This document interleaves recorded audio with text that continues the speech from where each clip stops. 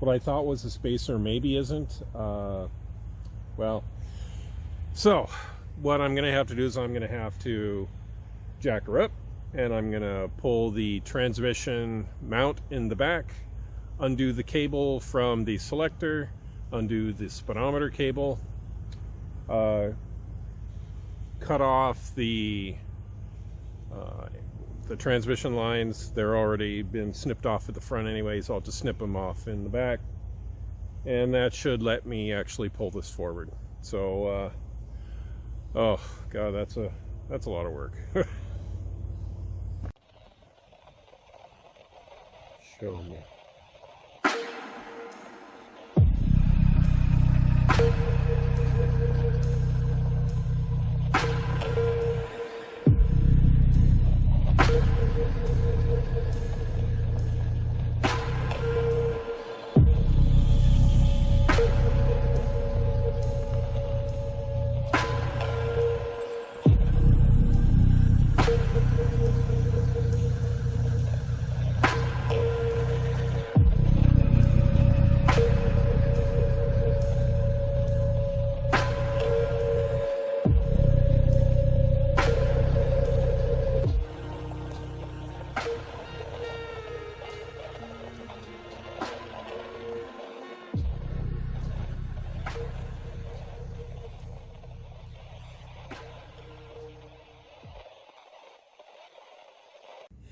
There's the last bit we're going to need to do.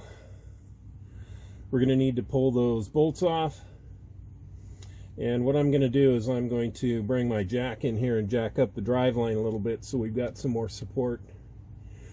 Or just underneath the transmission so we got more support.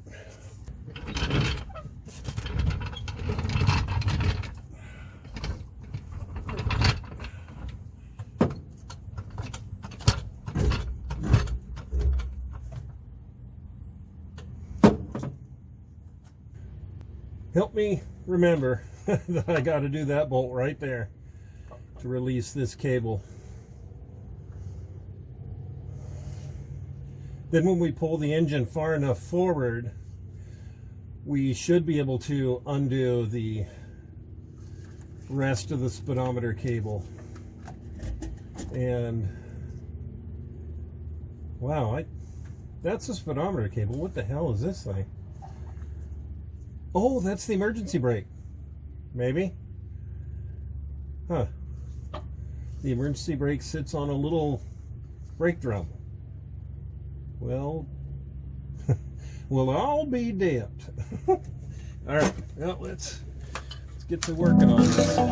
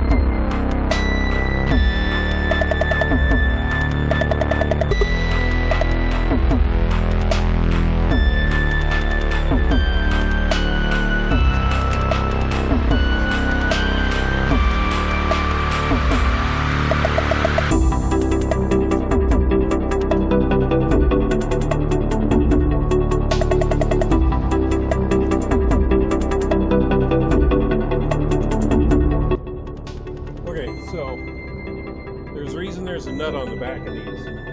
I need to run this down a little bit farther so it's pulling more from the midsection, because that transmission is super heavy compared to the block, which isn't quite as heavy anymore.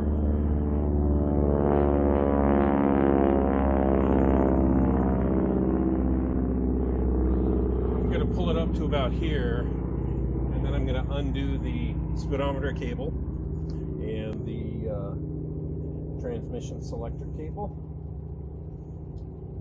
Okay.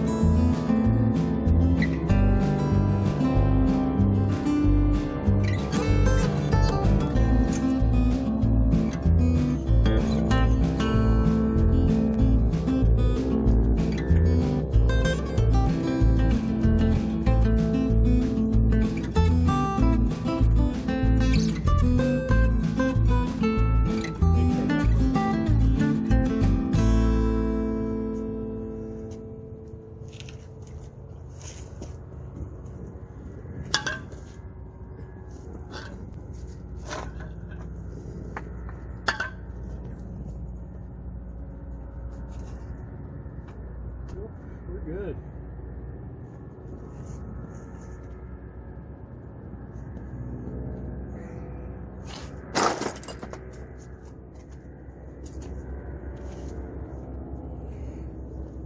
Ooh.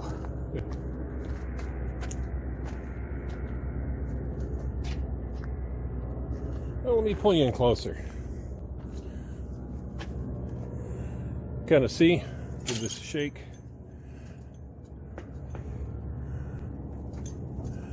You can kind of see where we're sitting here. And let's go ahead and take a look at the other side.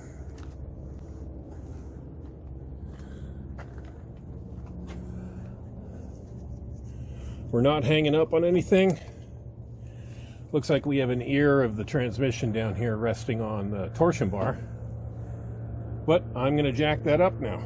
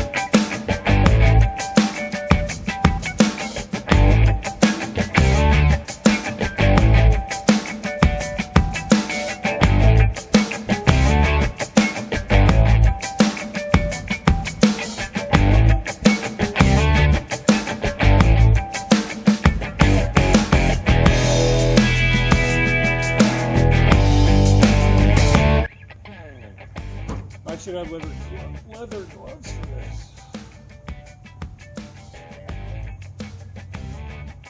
Latex won't help me from getting a smashed finger.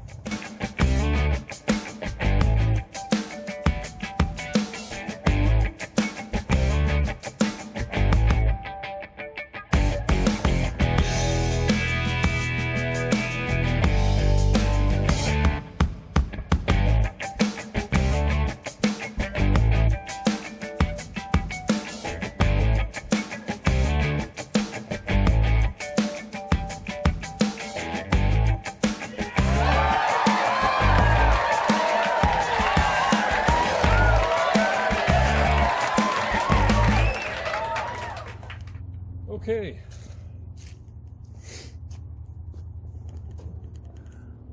All right.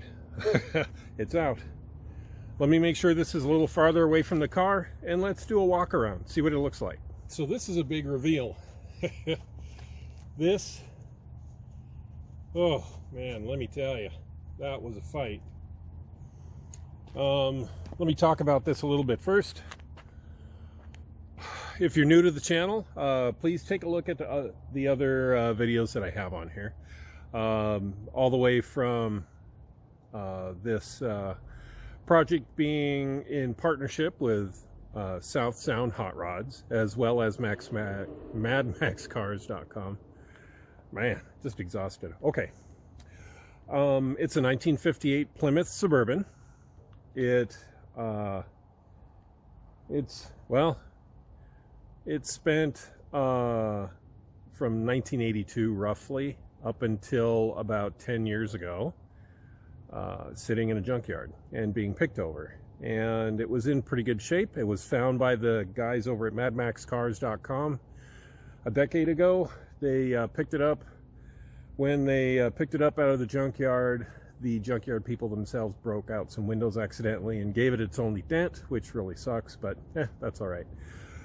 It was picked up from Clayellum somewhere, and it must have been, well, I say it was underwater, but I think it might have just been in somebody's orchard.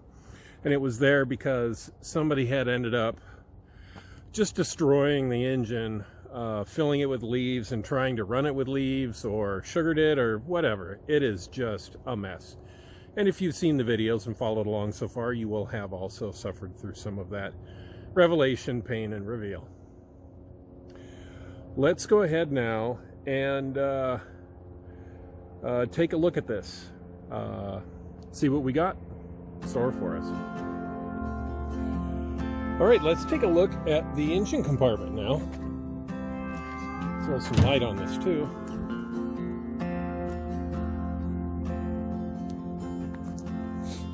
There we go. All right, here is our engine compartment as it sits now. You can see the exhaust manifold on the driver's side there, along with the crushed exhaust. This is a dual exhaust car. You can see the other one on this side, just in front of the red jack stand. The frame itself is in really good shape. It has just got some surface rust.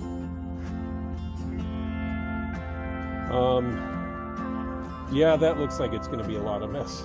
The brake booster, that's all going to have to be replaced. But all in all, it is not as bad as I suspected. Those are motor mounts. I think they turn on like a capstan. That's kind of interesting. Oh yeah, look at that. They turn. Huh. Yeah, what do you know? Okay, and the star of the show, let's go ahead and take a look at our Plymouth 318 wide block. Sometimes they call it a wide block. It's a 318A in 1950 or 62? I think it's 62.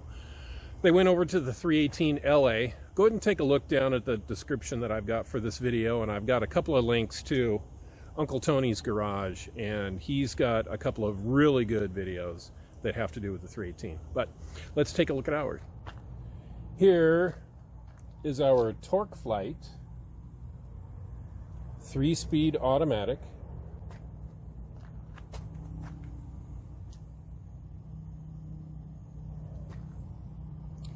You can see some of the numbers on here. Might give us clues when it was made.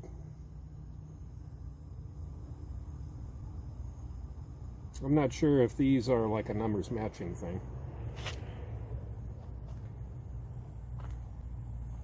The underside pan, as you can see, is not the best. A little rusty.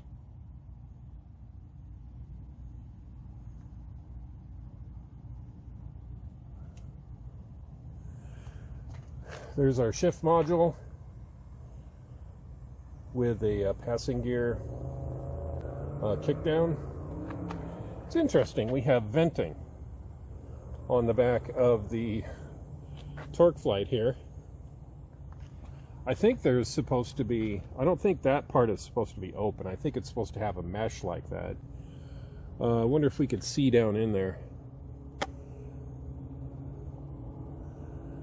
Not really, not much. You can certainly see that it is super rusty.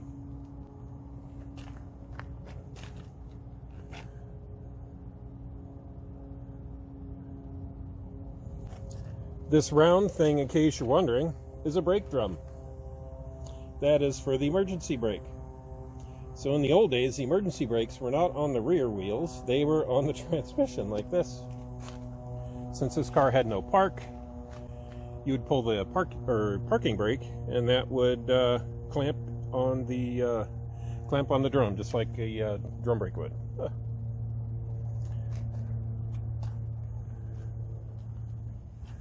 Moving up, you can see a closer look where it looks like to me we still have a lot of bolts holding the bell housing to the block. You can see what I thought is a seam really is just a casting seam. So this 1 inch right here that I'm pointing at, that is not a spacer. That is part of the bell housing. It's just super thick. Although it looks like it's separating here. Hard to tell. No, that's just the way it's cast.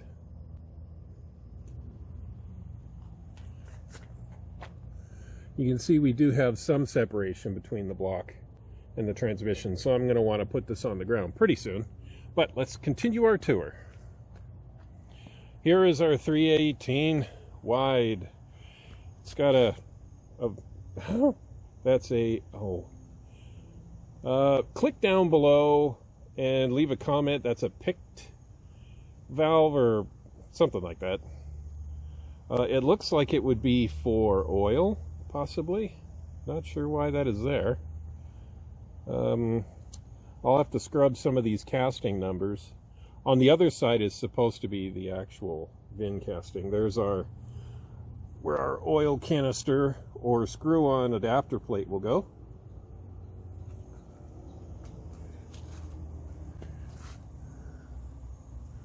There is a casting number here, 2129048.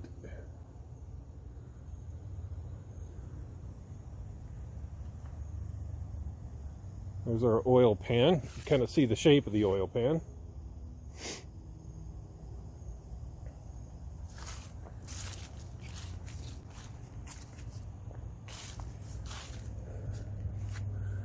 All right, timing gear, cam timing gear. You can see if I can hold this. So this moves pretty freely too. I'm hardly touching it, but the crank is what is stuck. Wonder if we can peer down inside there and see anything good. Or it's probably all bad. Yeah, we'll get this on a stand. We'll get the transmission pulled off of it, and then we will pull that oil pan and see what's up with that. Because really, where the starter came out of, look at that. It is like it's been underwater.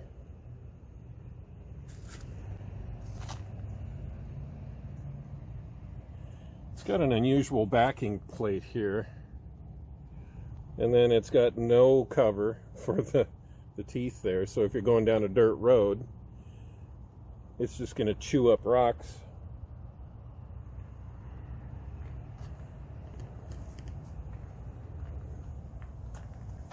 All right, we're back around. Well, you've seen lots of shots of the upper side of this engine.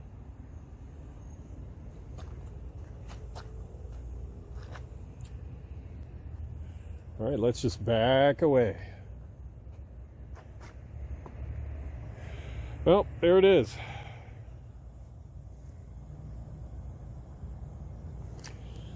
Well, that's a tour of the 318A that we just pulled out of our 1958 Plymouth Suburban. This particular one is the 250 horsepower version. That one came with dual exhaust, and it also came with the 4-barrel carburetor, a slightly more aggressive cam, and produced 250 brake feet. I'm not sure what the torque was. I can look those numbers up, or I'll just put them down below. All right, well, that's going to do it for today because speed. So, my light's going down, my energy's going down, I'm tired, I'm hungry. I think it's only about 4 o'clock though. So, but my light is going away, and I want you guys to be able to hook your eyes onto what's going on here and really enjoy me pulling this apart and kind of the investigative sleuth stuff that goes on with that. So, I guess that'll be it for this episode of Bishop's Garage. Thanks again for coming by. Click down below, give me a like, subscribe if you want to see more of these. Click the bell, that'll let you know when I've got my content up. And hopefully we can continue on this project and tear it down, and you'll see more good stuff coming up. All right, well, thanks for coming by. Take care, and we'll see you next time. Thanks.